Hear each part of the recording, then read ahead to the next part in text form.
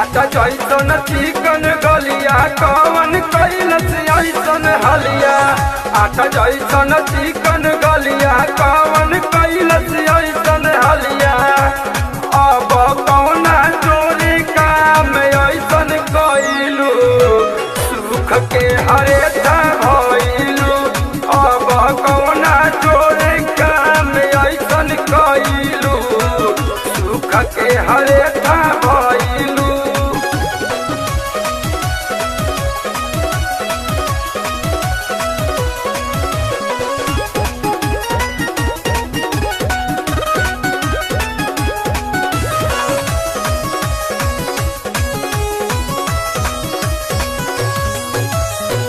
सखिया सले हर जोरे जालू सकुलावा में आवे के मेरी ललिया घुस जालू कुलावा में।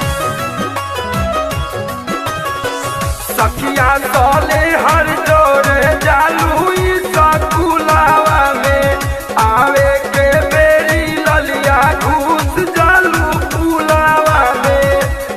अब के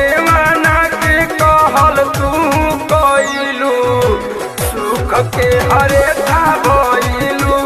अब कौना चोरी काम ऐसन कैलू सुख के हरेठा भइलू।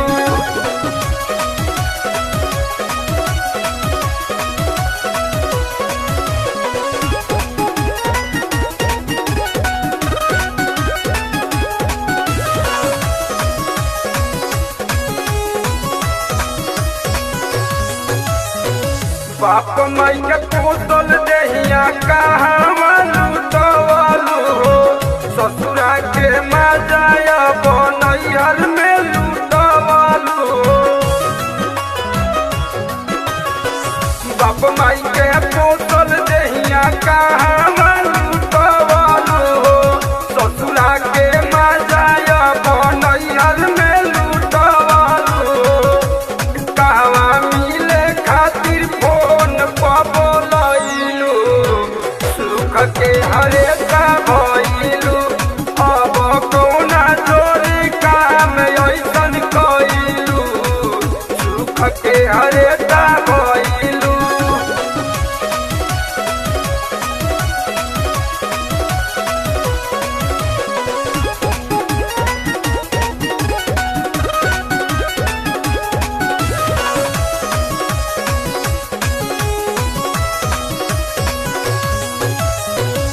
अपहू से अपन रहनिया सुधार लहो।